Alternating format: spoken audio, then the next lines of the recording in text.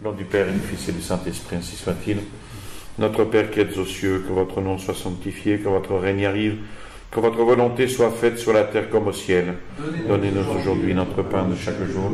Pardonnez-nous nos offenses, comme nous pardonnons à ceux qui nous ont offensés. Et ne nous laissez pas succomber à la tentation, mais délivrez-nous du mal, ainsi soit-il.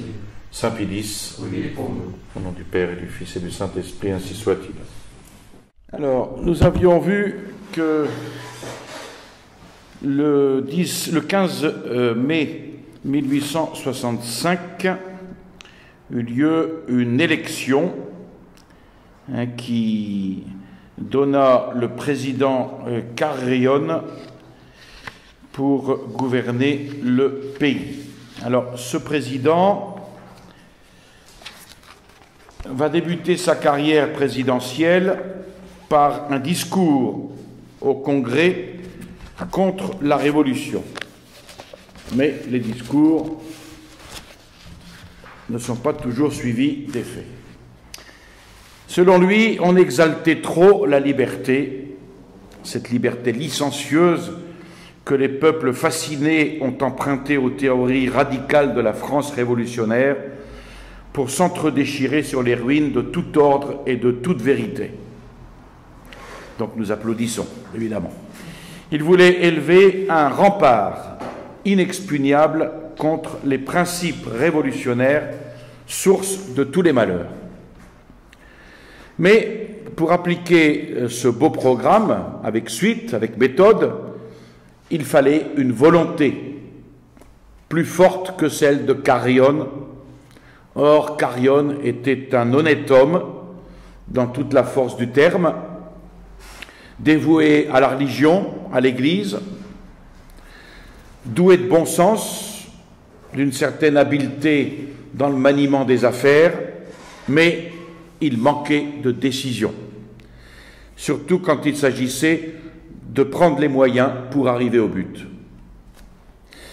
Alors, redoutant une influence dominante, trop dominante de García Moreno, ou voulant aussi rallier tous les partis, il s'isola bien vite de García Moreno.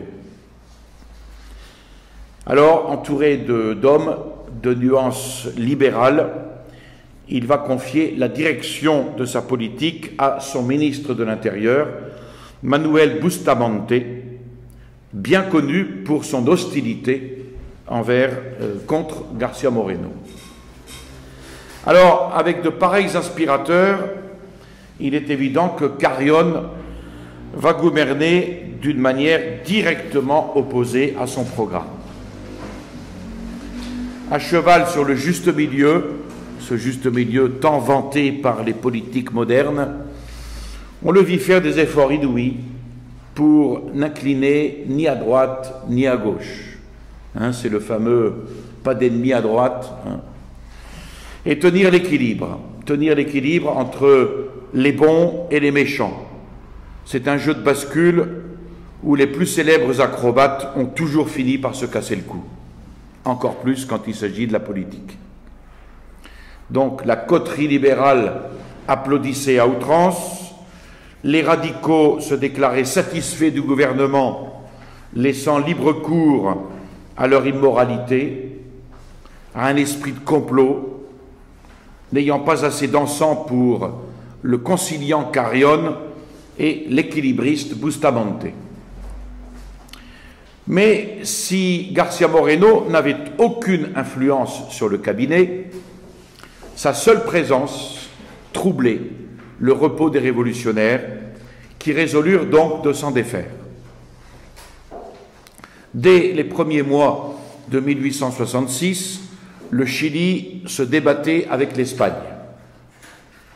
L'Espagne s'en était prise au Chili sur l'attitude qu'il avait gardée lors du conflit de l'année précédente avec le Pérou. Souvenez-vous de ce conflit dont on avait déjà parlé. L'Espagne finit même par bombarder la ville de Valparaiso en avril 1866. Donc de nouveau fut soulevée la question d'une ligue continentale contre l'Espagne. Si Carrión, indécis, ne savait pas quel parti prendre, le Congrès décida de garder une attitude de prudente expectative. García Moreno, à la tête des patriotes, jugea, non sans raison, de prendre une offensive sérieuse contre cette invasion préméditée. On se préparait donc à la guerre, car l'Espagne pouvait très bien menacer demain Guayaquil. Le général d'Arquea, commandant la province, se chargea donc de protéger la grande cité maritime.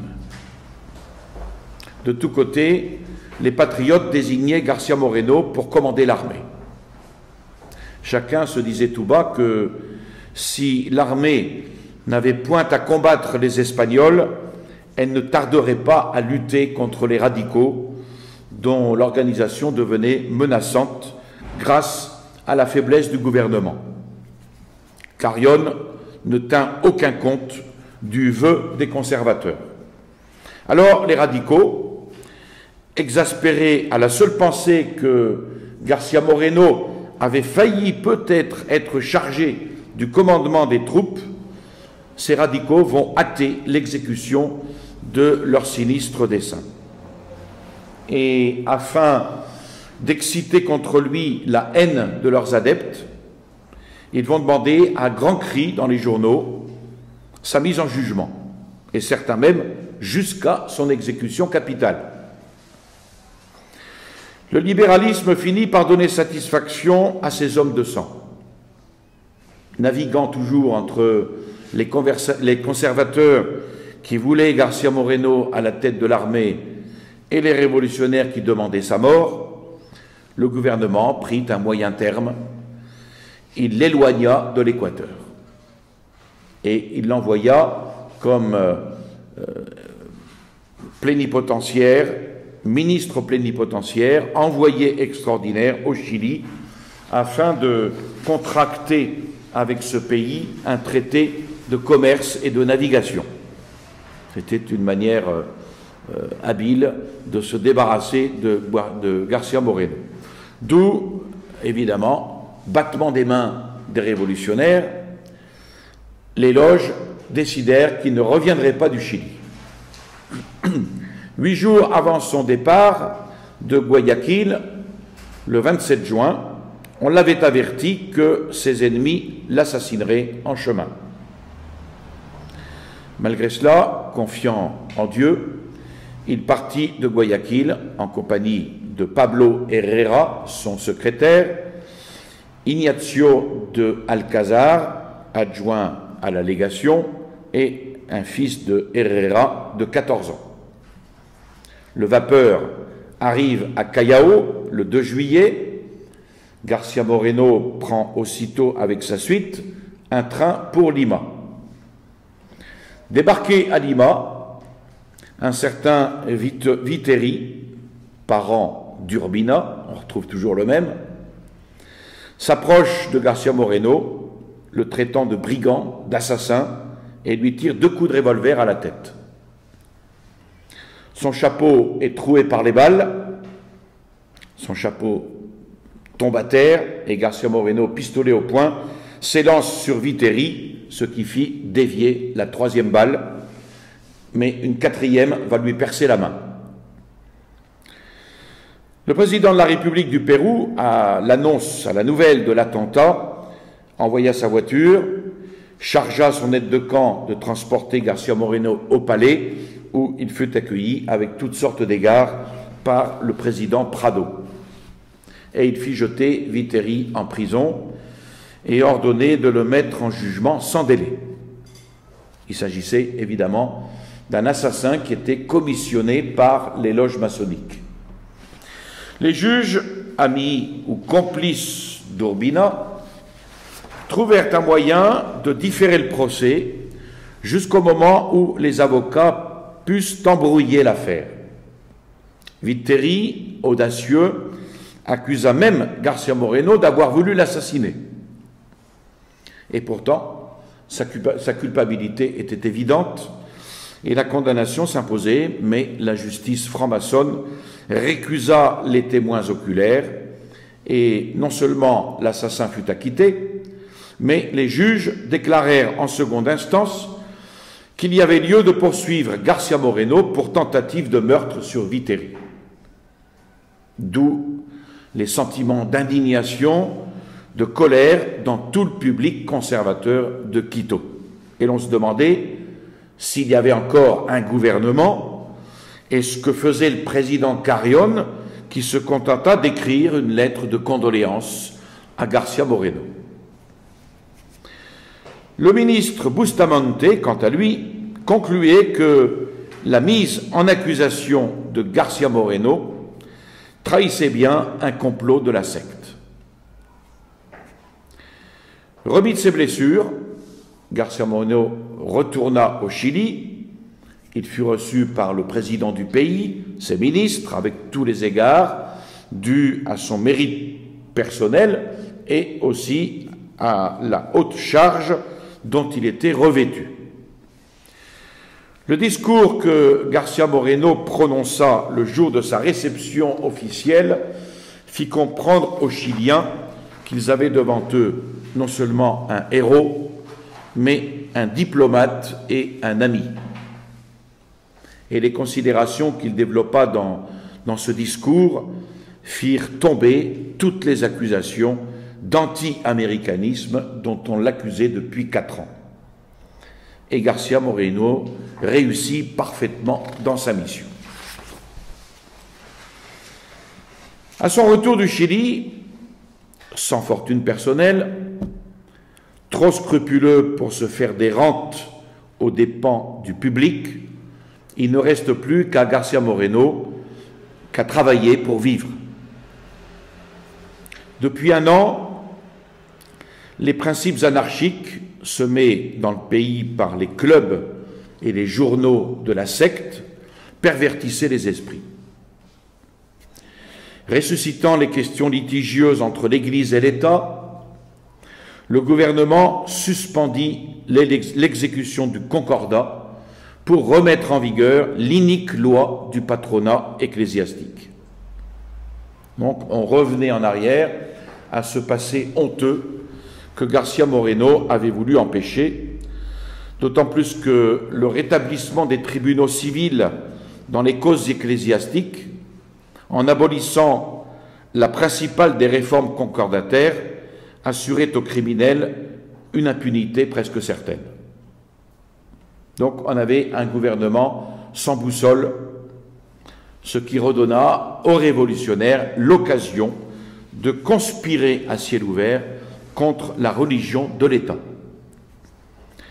Fin 1866, leur influence était si puissante qu'ils se crurent de taille à forcer la porte du corps législatif. Dans la lutte électorale qui précéda le congrès de 1867, ils opposèrent aux modérés de l'école gouvernementale leurs candidats les plus compromis, entre autres Carbo, Parra et Endara. Par contre, les conservateurs de Quito choisirent García Moreno pour les représenter au Sénat. Alors, évidemment, la lutte prit des proportions très graves. Le gouvernement ayant eu la faiblesse de permettre la réorganisation de la Société républicaine, qui était un club anarchiste, dissous 2 ans auparavant par García Moreno, on vit apparaître d'immondes publications avec invectives contre García Moreno.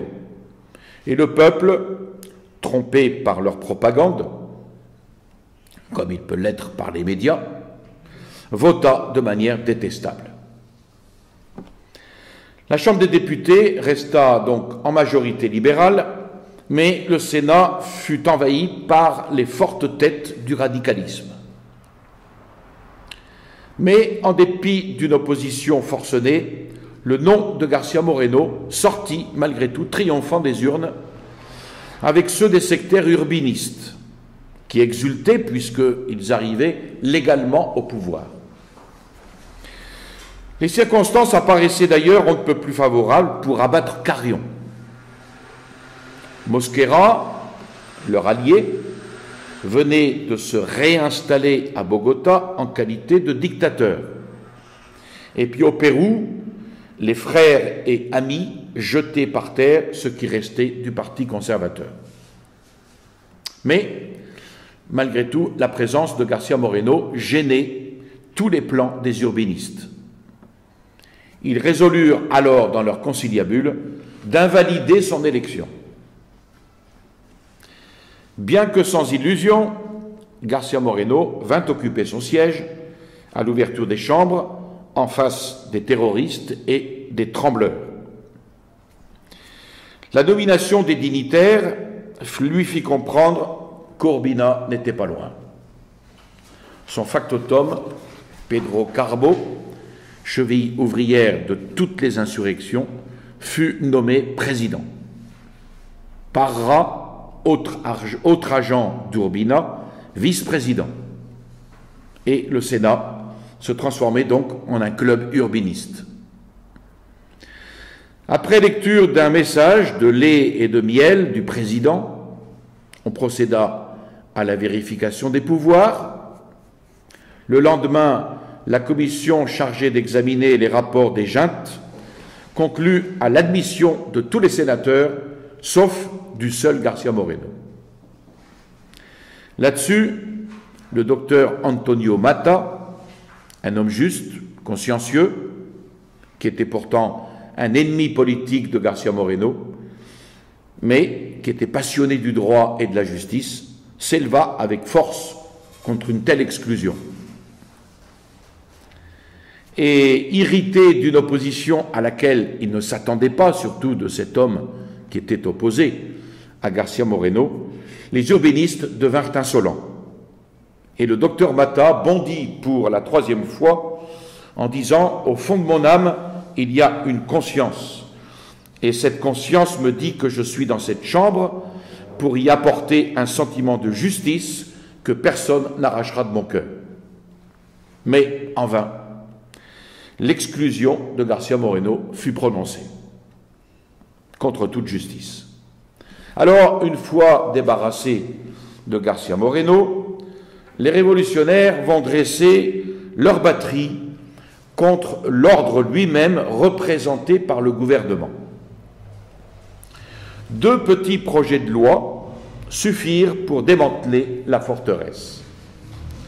L'un supprimait la haute police afin de laisser toute liberté aux conspirateurs, et l'autre décrétait la responsabilité des hauts fonctionnaires afin de les intimider en cas de crise et d'isoler le pouvoir.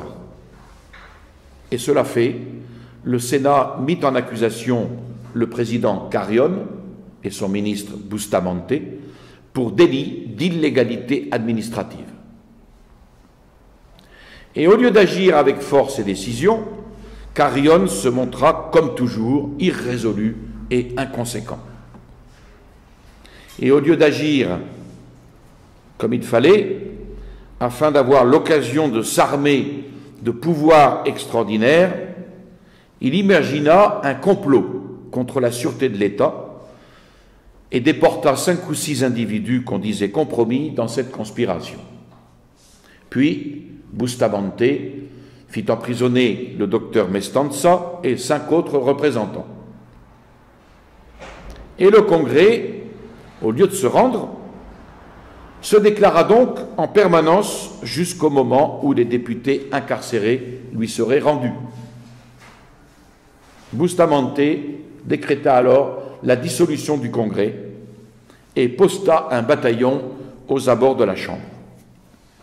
Et au lieu de coups de fusil, on leur envoya la démission de Bustamante, ce qui les calma quelques jours.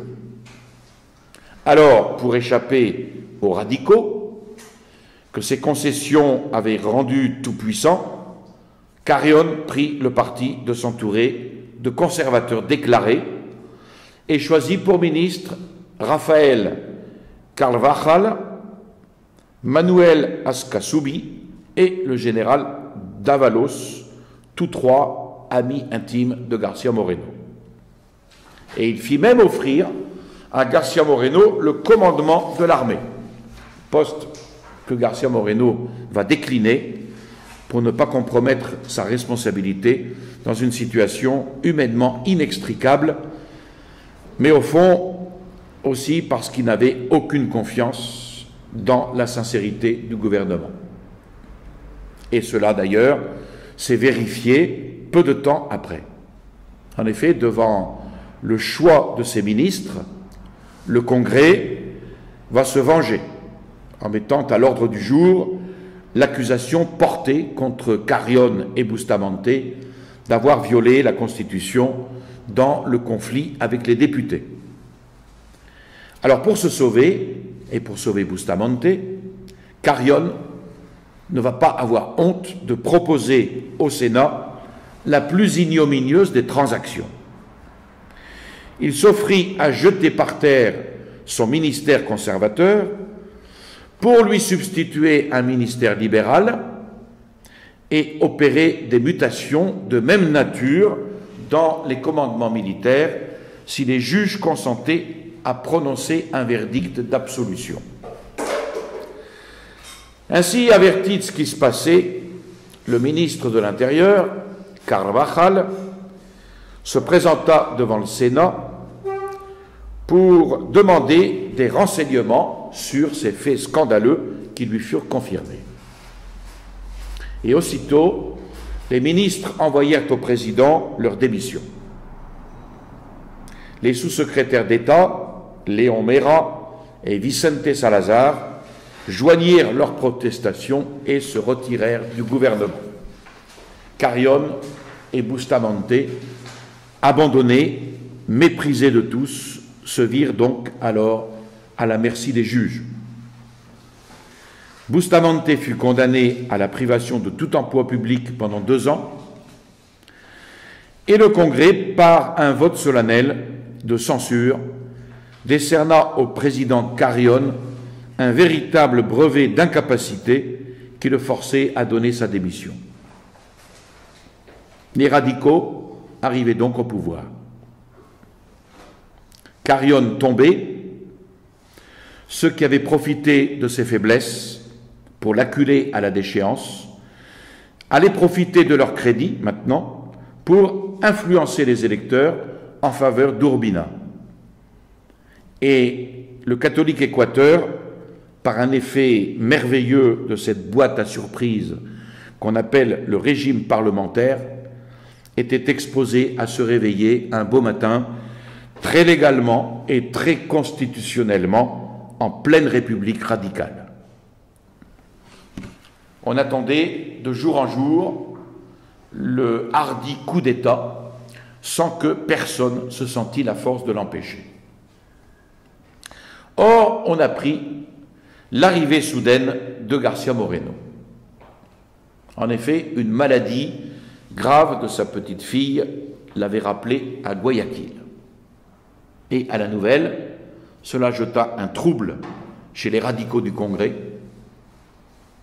Les conservateurs coururent alors vers lui comme au sauveur que Dieu leur envoie. Peuple et députés le supplièrent de prendre en main les rênes du gouvernement, de déterminer un pronunciamento, ce que García Moreno ne voulut point. Il résolut cependant, non pas de se laver les mains, mais de barrer le chemin à la révolution en déjouant le plan des sénateurs radicaux. En effet, dans un conseil composé de ses amis politiques, García Moreno fit prévaloir l'idée qu'un changement de gouvernement accompli avec promptitude et résolution rétablirait l'ordre et la paix.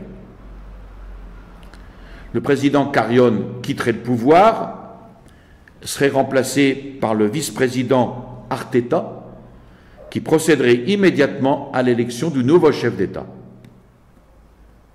On porterait à la présidence Don Javier Espinosa, avocat qui était estimé de tous pour son amour de la justice et, de plus, excellent catholique.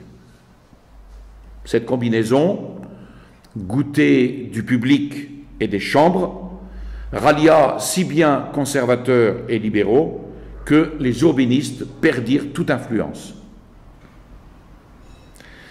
García Moreno était chargé de l'exécution du programme. Il commença par signifier à Carrión que le bien public exigeait sa démission. Et devant sa résistance, il lui envoya cet ultimatum: souvenez-vous que le salut de la République doit l'emporter sur la vie de l'homme qui l'amène aux abîmes. Le 6 novembre, Carrión donna sa démission, après avoir acquis la conviction que l'armée ne le soutiendrait pas. Quand il a été convaincu que l'armée ne le soutiendrait pas dans la suite du gouvernement, il donna sa démission. García Moreno obtint alors qu'Arteta lança immédiatement le décret convoquant les électeurs pour la nomination du nouveau président. Le nom d'Espinosa fut accueilli avec enthousiasme, à tel point que les radicaux n'osèrent pas même lui opposer de concurrent. Un mois après, la crise était terminée et le nouveau gouvernement, installé pour 18 mois, c'est-à-dire jusqu'à l'achèvement de la période constitutionnelle, et ainsi, grâce à son énergie, on voit une fois encore qu'il jamais ne voulut pactiser avec les principes ou les hommes de la Révolution. Grâce à son énergie, García Moreno évita une guerre civile. Là-dessus survient la catastrophe d'Ibarra. On voit comment, dans cette vie de García Moreno, tout a été providentiel. Il n'y a pas d'hérésie plus indéracinable que l'hérésie libérale dans des cerveaux honnêtes. Si vous leur démontrez que le gouvernement, chargé de diriger les esprits vers le bien, ne peut, sans forfaiture, tenir la balance égale entre le bien et le mal, il vous traite d'absolutistes ou de fachos. Si le catholicisme établit que, vu l'infirmité de la nature déchue, la vérité non protégée sera toujours opprimée par l'erreur, et les honnêtes gens foulés aux pieds par la canaille, ils affirment niaisement que la vérité triomphe naturellement de l'erreur, comme le soleil des ténèbres, et que Dieu saura parfaitement se défendre lui-même. Et même qu'un document pontifical anathématise solennellement leurs erreurs et déclare expédient aujourd'hui comme autrefois de proclamer la religion catholique religion de l'État, à l'exclusion de tous les faux cultes, il traite le pape de rétrograde et le syllabus d'anachronisme. Vous voyez, ce n'est pas nouveau. Donc, ils n'acceptent pas, ces libéraux, ils n'acceptent pas davantage les leçons de l'expérience. Et donc, Javier Espinosa, aussi intelligent que vertueux, profondément conservateur et catholique, aurait pu faire le meilleur des présidents, comme l'espérait, encore une fois, García Moreno, s'il ne s'était pas laissé circonvenir par les libéraux. Et on recommence. On lui persuada que, nommé par tous les partis, au moins opposés au radicalisme, il devait les appeler tous au gouvernement, ainsi que l'exige le système parlementaire.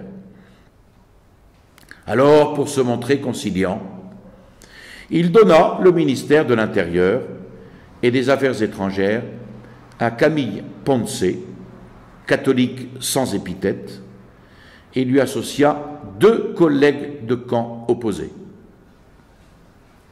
Les libéraux comprirent sa faute et le comblèrent d'éloges. Les radicaux promirent de devenir alors des anges de paix. Avec pareil entourage, le gouvernement devenait difficile, car la Constitution entravait à chaque instant l'action du président. C'est très important de le comprendre parce que García Moreno, dans sa deuxième période présidentielle, va porter remède à cela. C'était la seule solution pour qu'il puisse gouverner. De caractère très timoré et scrupuleux, Espinosa se fit l'esclave des fictions parlementaires et légales au grand détriment des conservateurs. Et finalement, Espinosa, peu expert, peu soupçonneux en matière d'intrigue, refusant de croire à tous méfaits non matériellement démontrés, avait toutes les qualités requises pour servir de jouet au retors de la Révolution. Encore un qui ne connaissait pas la doctrine révolutionnaire. García Moreno connaissait sa faiblesse de caractère, mais il espérait que, intelligent et consciencieux, il se laisserait guider par des hommes d'expérience expérimentés. Et García Moreno eut beau lui signaler les dangers, lui dénoncer la trame des radicaux, Espinosa trouvait qu'il s'inquiétait à tort puisque la légalité n'était pas violée. Les conservateurs ripostèrent en montrant par l'histoire avec quelle désinvolture Roca, Gómez de la Torre, Franco, Robles, Urbina marchaient à pieds joints sur leur fameux principe de la légalité pour contenter leur passion. Mais en vain. Les calomnies reproduites et commentées dans les journaux impressionnaient le gouvernement. Le travail de destruction recommençait donc de plus belle. Les radicaux minaient le terrain, leurs affidés ou complices s'introduisaient dans les emplois au mépris des conservateurs, désormais sans aucune influence, sans crédit, et, sous prétexte de liberté de la presse, on remit en question les principes sociaux et religieux. García Moreno, encore une fois, en vain, essaya-t-il de nouveau d'ouvrir les yeux au gouvernement sur ses menées souterraines. On revenait de nouveau un an en arrière.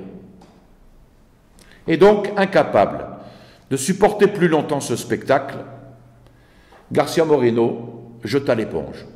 Il se retira à la campagne, loua une hacienda près d'Ibarra, avec l'intention de l'exploiter pour se refaire une santé suite aux épreuves subies durant ces dernières années, notamment le décès de sa vertueuse épouse, Rosa Ascasubi.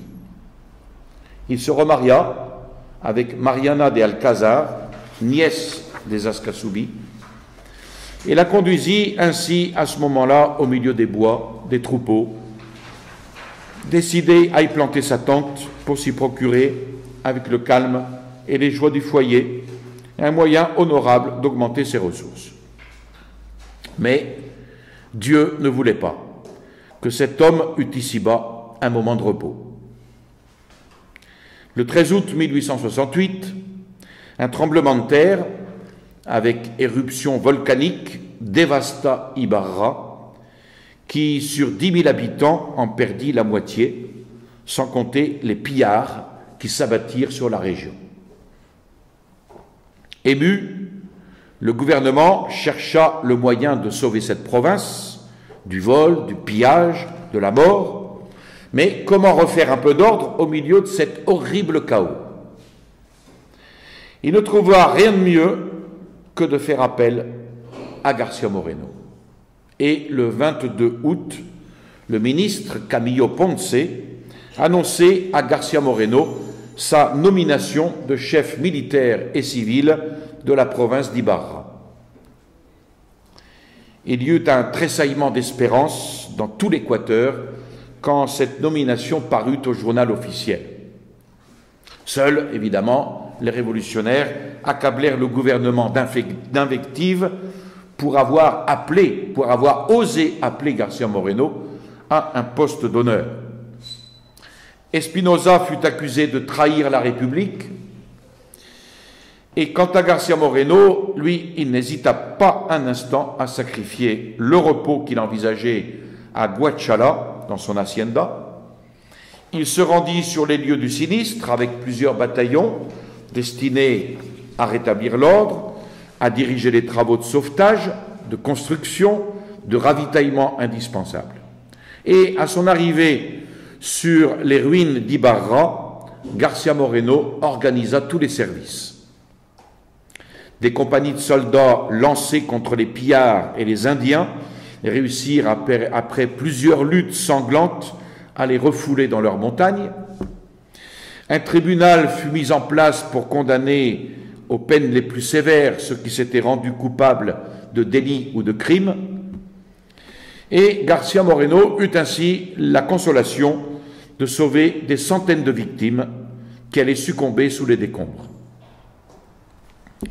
La population se mourant d'inanition, García Moreno fit appel à la charité, qui eut un grand retentissement dans la capitale et dans les campagnes.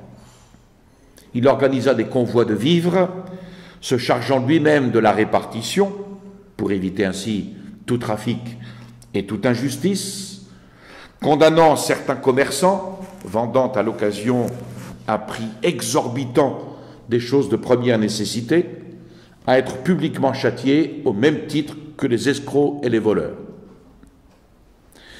Et ainsi, en peu de temps, l'ordre régna dans toute la province. Et ce génie organisateur de García Moreno, il est évident qu'il présidait à la résurrection de ce peuple, heureux de l'appeler son protecteur et son père. Et tout ceci, évidemment, fit sécher de dépit les radicaux, qui cherchèrent un moyen quelconque d'incriminer le dévouement et même de souiller la charité par la voix de l'avocat Mestanza. Mais les notables d'Ibarra se levèrent comme un seul homme pour jeter à la face de Mestanza l'épithète de misérable calomniateur. Bref, une haine satanique rongeait le cœur des libéraux, prêts à tous les moyens pour déshonorer l'homme le plus loyal et le plus honnête. Mais les Ibarréniens s'affirmèrent redevables à García Moreno de leur résurrection sociale et politique. C'est là qu'intervient en 1869 la chute du président Espinosa. Le président et ses ministres félicitèrent chaudement García Moreno pour son dévouement.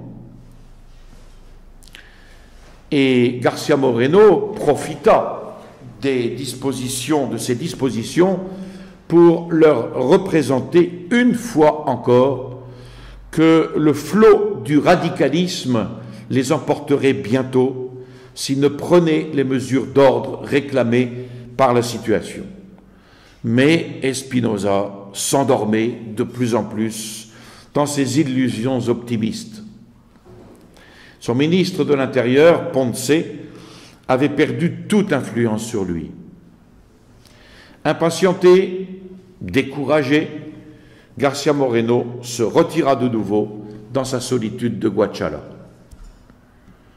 Mais les pouvoirs d'Espinosa expiraient en août 1869 et l'année 1868 touchait à sa fin.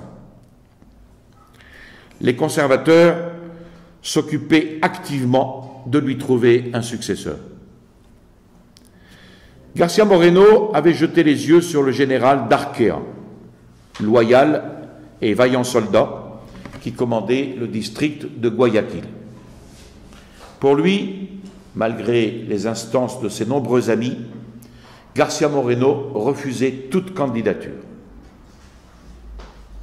Voilà ce qu'il écrit.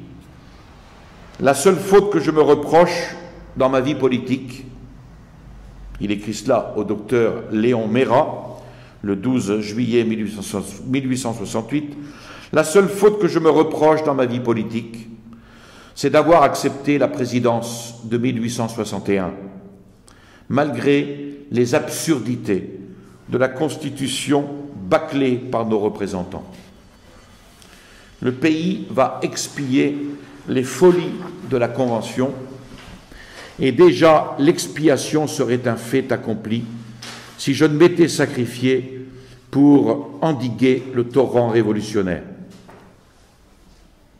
Mais les conservateurs n'approuvèrent pas l'attitude de García Moreno. Et pour sortir de ce labyrinthe libéral et reprendre cette œuvre de la civilisation chrétienne que García Moreno avait commencé, il fallait García Moreno. Ils résolurent donc de lancer sa candidature. Et ils publièrent un manifeste le 28 novembre 1868 en ouvrant des voies de communication, en appelant des instituts religieux pour régénérer les mœurs sous la douce influence du catholicisme, en multipliant les écoles et les collèges. García Moreno a posé les fondements de notre prospérité. La voix des calomniateurs s'éteindra comme se dissipe avec le temps l'odeur d'un cadavre en putréfaction. Et ce manifeste fut accueilli dans tout l'Équateur avec une explosion de joie. L'adhésion du peuple fut telle que libéraux et radicaux durent se donner la main pour lui opposer un candidat, offrant quelques chances de succès. La fusion va s'opérer sous le nom de Grand Parti libéral, espérant ainsi tromper l'innocent troupeau des électeurs. Avec grande difficulté, cette union libéraux-radicale choisit pour candidat Don Francisco Aguirre de Guayaquil, de couleur significative par sa parenté avec Urbina, dont il se montrait un zélé partisan. Il fallait être aveugle comme un catholique libéral pour ne pas voir se dresser derrière Aguirre le spectre de ce sinistre révolutionnaire Urbina. Jusque-là, il y eut silence de García Moreno face à ce manifeste. Silence qui va inquiéter les conservateurs. Dans le même temps, les manifestes, les pamphlets, les proclamations contre García Moreno pullulaient, le présentant comme un tyran, comme un assassin, un hypocrite, un violateur des lois, le bourreau des honnêtes gens, etc. Et là, García Moreno sortit de son silence le 18 décembre 1868 par un manifeste où les fusionnistes sont traités selon leur mérite et ses actes expliqués sans ambiguïté. Voilà le manifeste. Avant 1865, comme après, j'ai dit, 1865 correspond à la fin de sa première présidence, j'ai dit et répété que vu l'insuffisance de nos lois pour la répression des hommes de désordre, je ne me chargerai plus du pouvoir, à moins que les irréconciliables ennemis de l'Église et de la patrie, les partisans d'Urbina, aujourd'hui déguisés en libéraux, ne tentassent une restauration de son exécrable tyrannie. Or, ce que personne n'aurait cru possible, voilà que cette hypothèse devient une réalité. Les partisans de Don Francisco Aguirre me forcent donc à accepter la candidature que daignent m'offrir les conservateurs. Je dois faire connaître à la nation les principes qui dirigeront ma conduite si elle m'appelle à l'honneur de la gouverner. Ces principes sont très importants. Respect et protection à l'Église catholique. Adhésion inébranlable au Saint-Siège. Éducation basée sur la foi et la morale. Diffusion de l'enseignement à tous les degrés. Achèvement des routes commencées et percement de nouvelles voies selon les ressources et les besoins du pays. garanties pour les personnes, le commerce, l'industrie, les propriétés, l'agriculture, liberté pour tous et pour tout, excepté pour le crime et les criminels, répression juste, prompte, énergique de la démagogie et de l'anarchie, maintien de nos bonnes relations avec tous nos alliés et promotion aux emplois de tous les citoyens honorables selon leurs mérites et aptitudes. Voilà quel était son programme politique. Un programme que nous aimerions voir chez nous et nous l'espérons bientôt. À la lecture d'un tel programme, les conservateurs devaient savoir que ce catholique tout d'une pièce n'inclinerait jamais vers les doctrines libérales et les révolutionnaires qu'ils avaient devant eux, l'ange exterminateur. Alors, désespérant de vaincre au scrutin, les radicaux résolurent de conquérir le fauteuil présidentiel au plus vite par une nouvelle conspiration, donc avant les élections. Les bruits donc d'une révolution prochaine circulaient déjà dans la capitale et les provinces. Et on recommence. Pendant ce temps, García Moreno s'occupait tranquillement à Guachala de ses champs, de ses troupeaux, et voilà qu'un soir de 1869, vers 23 heures, alors que García Moreno s'était retiré dans sa chambre, il est prévenu par ses serviteurs indiens que plusieurs cavaliers demandaient à lui parler. Et là, il reconnut ses amis les plus dévoués qui lui expliquèrent les motifs pressants de leur visite, à savoir l'insurrection radicale sur le point d'exploser et l'inconcevable inertie du président Espinosa. Ils accouraient pour le conjurer de reprendre avec eux le chemin de la capitale, ce qu'il fit après bien des hésitations. Dans la capitale, il se trouva immédiatement entouré de conservateurs arrivés des provinces dont les informations lui fournirent des détails très précis sur le plan des conjurés. Urbina venait d'arriver à Tumbez avec le général Franco. La révolution devait donc éclater sans délai à Guayaquil. Après avoir assassiné le général d'Arquea, les conjurés se proposaient d'ouvrir les prisons et de corrompre les officiers pour s'emparer des casernes. C'était le plan qui était prévu. Les aubénistes avaient prévu le 15 janvier comme le commencement d'une ère nouvelle. Le gouvernement, hélas, refusait de prendre toute mesure d'ordre. Pire, il révoquait les employés soupçonnés d'incliner vers les conservateurs.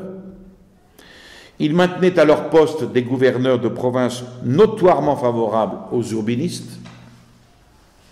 Espinosa était devenu le jouet des libéraux et il avait les yeux couverts d'un triple bandeau. Et certainement d'un masque. Son ministre fidèle, Camillo Ponce, pour ne point assumer la responsabilité des malheurs qui allaient fondre sur le pays par l'incurie du président, se vit obligé de donner sa démission. García Moreno essaya encore d'influer sur Espinosa, offrant même de renoncer à sa candidature s'il consentait à prendre dans son conseil Camillo Ponce et José María Guerrero, pour aviser avec eux aux moyens de sauver la République. Espinosa refusa net. 3 médiateurs, Carlos Aguirre, son très respectable ami, le révérend père Cruciani, son directeur de conscience, et le délégué apostolique, le supplièrent en vain d'accepter la proposition de García Moreno. Il resta inflexible. Et ainsi, abandonnés à eux-mêmes, les conservateurs, avec García Moreno à leur tête, tinrent alors un conseil secret. La révolution ne tarderait pas à éclater. Et on ne pouvait compter sur le gouvernement, qui de toute façon serait renversé. Alors tous furent d'avis que c'était trahison de ne rien tenter pour sauver le pays.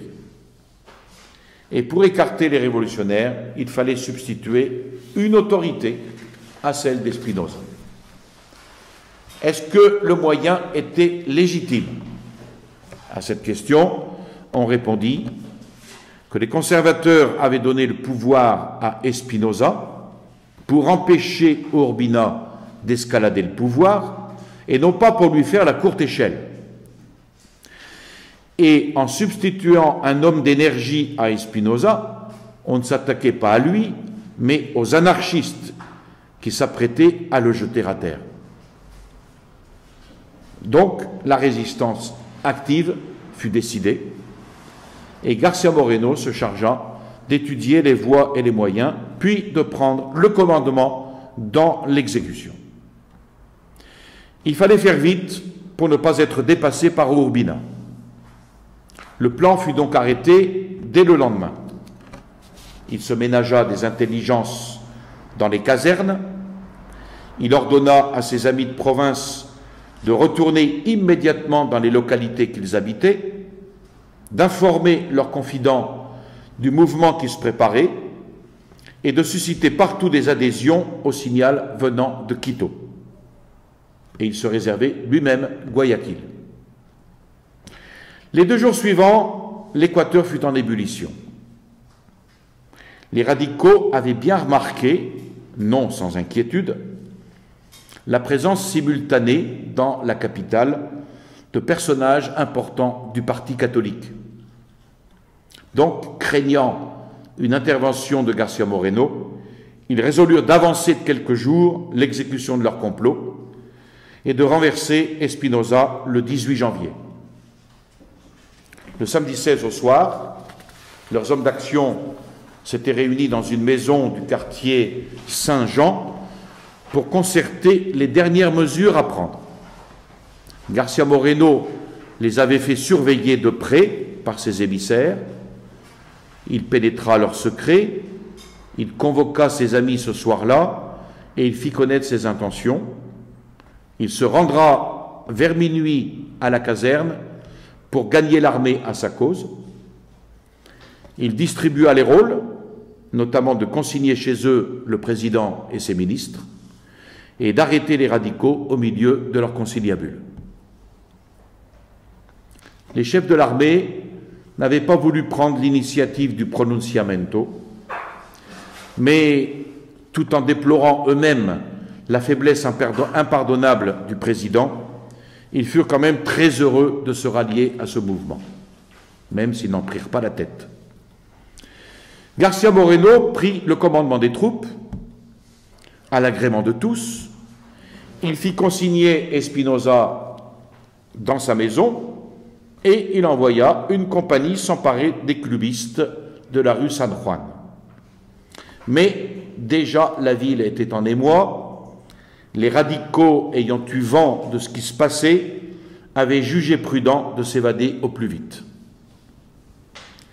La musique militaire annonçait à tous le grand événement et les habitants de Quito, transportés de joie, parcoururent les rues en criant de toute leur force « Viva García Moreno !»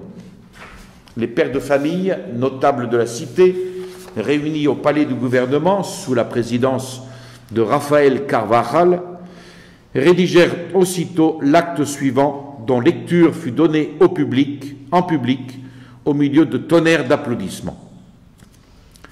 Considérant que le président de la République, trahissant la confiance du peuple, a nommé aux charges publiques des ennemis acharnés de l'ordre, considérant que le gouvernement, non content de mettre à la tête des provinces des urbinistes déclarés, contemple avec indifférence les attentats qu'ils commettent pour arriver au triomphe de leur parti, considérant qu'Urbina attend à la frontière l'heure choisie par les traîtres pour lui livrer Guayaquil, sans que le président prenne aucune mesure pour assurer l'ordre et la paix, Considérant que le rétablissement de l'humiliant despotisme dont nous a délivré la glorieuse révolution du 1er mai 1859 a nécessairement pour conséquence la destruction des principes religieux, moraux et politiques, sans lesquels il n'y a pour la nation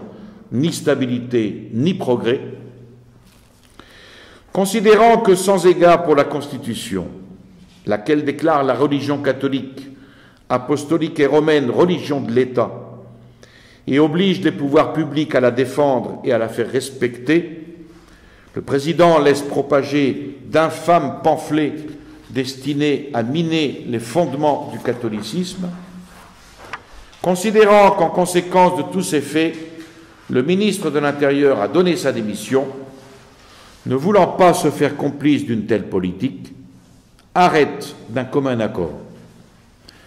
Le gouvernement actuel est privé de toute autorité. Don Gabriel García Moreno exercera le pouvoir en qualité de président intérimaire avec toutes les facultés pour réorganiser la République, conserver l'ordre à l'intérieur, la paix à l'extérieur. La Constitution et les lois de l'État restent en vigueur en tant que le permettront les circonstances dans lesquelles se trouve la nation. Une convention nationale sera convoquée à l'effet de réformer la Constitution et la législation. Le projet de Constitution adopté par la Convention sera soumis à la ratification du peuple. À cette proclamation répondirent des vivats 100 fois répétés.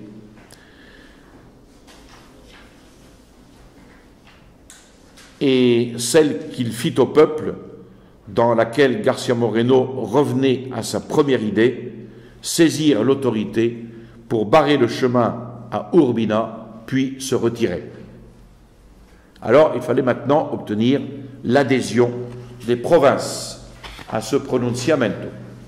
En attendant, le général d'Arquea se mit à la disposition de García Moreno avec ses troupes. García Moreno mit la province de Guayaquil en état de siège parce que les agents d'Urbina avaient en effet fait de Guayaquil leur arsenal. Tous les détenteurs d'armes, fusils, poignards et autres engins de révolution furent sommés de les porter dans les 24 heures au bureau de police sous peine d'être traités en ennemis publics. Un décret condamna Pedro Carbo et les autres perturbateurs à quitter le pays et stipula que tout individu convaincu d'avoir favorisé les traîtres serait jugé militairement. L'insurrection était ainsi étouffée dans son germe.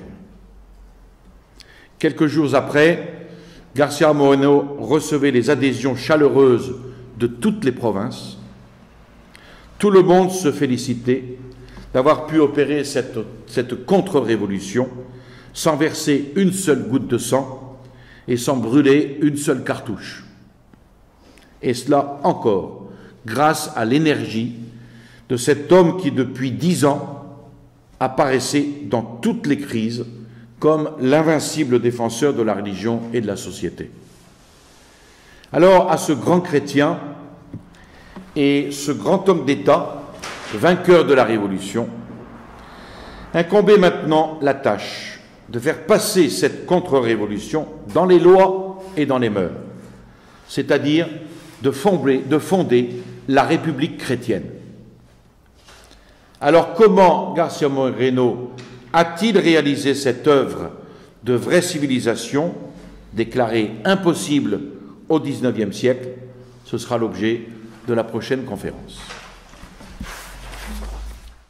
Je vous salue Marie, pleine de grâce, le Seigneur est avec vous. Vous êtes bénie entre toutes les femmes, et Jésus, le fruit de vos entrailles, est béni. Sainte Marie, Mère de Dieu, priez pour nous pauvres pécheurs, maintenant et à l'heure de notre mort, ainsi soit-il. Au nom du Père et du Fils et du Saint-Esprit, ainsi soit-il.